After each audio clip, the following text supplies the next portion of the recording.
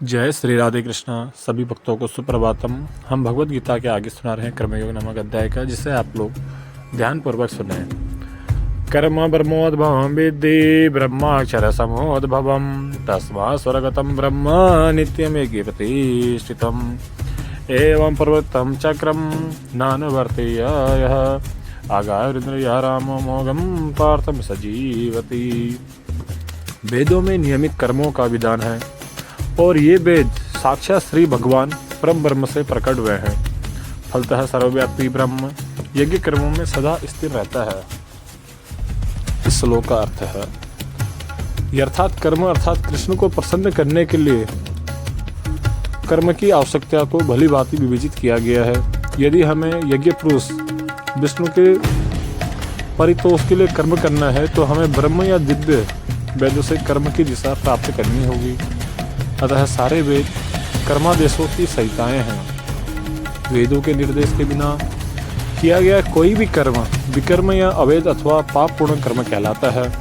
अतः कर्मफल से बचने के लिए सदैव वेदों से निर्देश प्राप्त करना चाहिए। जिस प्रकार सामान्य जीवन में राज्य के निर्देश के अंतर्गत कार्य करना होता है, उसी प्रकार भगवान के परम राज्य में के निर्देशन में कार्य करना चाहिए। वेदों में ऐसे निर्देश भगवान के स्वास्थ्य प्रत्यक्ष प्रकट होते हैं। कहा गया है अस्य महतो भूतस्य निश्वासितम् एतद् यद् ऋग्वेदो यजुर्वेदो सामवेदो अर्थांगिरसः। चारों वेद ऋग्वेद यजुर्वेद सामवेद तथा अर्थवेद भगवान के स्वास्थ्य से उद्भूत हैं।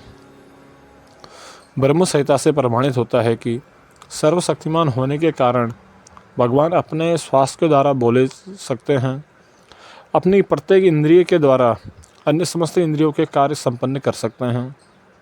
दूसरे शब्दों में भगवान अपने निश्वास के द्वारा बोल सकते हैं और वे अपने नेत्रों से गर्भाधान कर सकते हैं। वस्तुतः यह कहा गया है कि उन्होंने प्रकृति पर दृष्टिपात किया और समस्त जीवों को गर्भस्थ किया। इस तरह प्रकृति के गर्भ से बद्ध जीवों को प्रविष्ट करने के पश्चात उन्होंने उन्हें वैदिक ज्ञान के रूप में आदेश दिया, जिससे वे भगवान अथवा वापस जा सके।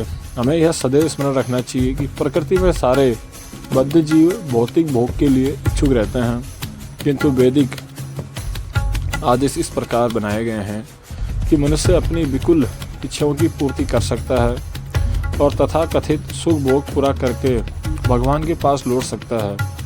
वृद्ध जीवों के लिए मुक्ति प्राप्त करने का यह सुनहरा अवसर होता है। अतः उन्हें चाहिए कि कृष्ण भावना भावित होकर यज्ञ विधि का पालन करें। यहाँ तक कि जो वैदिक आदेशों का पालन नहीं करते वे भी कृष्ण भावना मृत्यु के सिद्धांतों को ग्रहण कर सकते हैं, जिससे वैदिक यज्ञ या कर्मों की पूर्ति हो जाएगी। हे प्रिय अर्जुन, भगवान श्री कृष्ण कहते हैं, हे प्रिय अर्जुन, जो मानव जीवन में इस प्रकार वेदों द्वारा स्थापित यज्ञ चक्र का पालन नहीं करता वह निश्चय ही पापमय जीवन व्यतीत करता है। ऐसा व्यक्ति केवल इंद्रियों की तुष्टि के लिए व्यर्थ ही जीवित रहता है। इस श्लोक में भगवान ने कठोर परिश्रम करो और इंद्रिय तृप्ति का आनंद कर लो इस सांसारिक विचारधारा का तिरस्कार किया है। अतः जो लोग इस संसार में भोग करना चाहते हैं उन्हें उपयुक्त यज्ञ चक्र का अनुसरण करना परम आवश्यक है।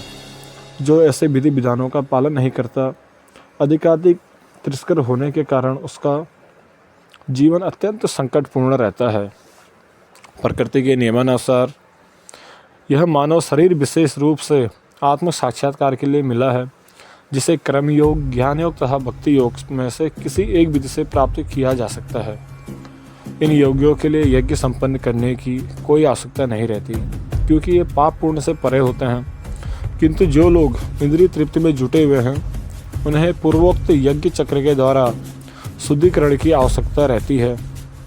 कर्म के अनेक भेद होते हैं। जो लोग कृष्ण भावना भावित नहीं हैं वे निश्चय ही विचाराणे होते हैं। अतः उन्हें पुण्य कर्म करने की आवश्यकता होती है। यज्ञ पद्धति इस प्रकार सुनियोजित है कि विषयोन्मुख लोग विषयों के फल में फंसे बिना अपनी इच्छाओं की पूर्ति कर सकते हैं।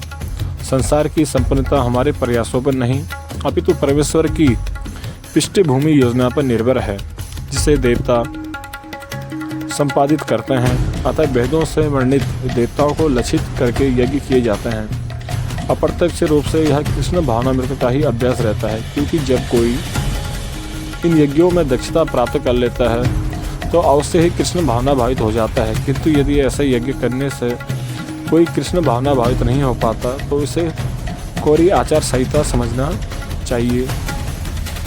अतः मनुष्यों को चाहिए कि वे आचार संहिता तक ही अपनी प्रगति को सीमित न करें, अपितु उसे पार करके कृष्ण भावना मृत्यु को प्राप्त करें। बोलो जय श्री राधे कृष्णा।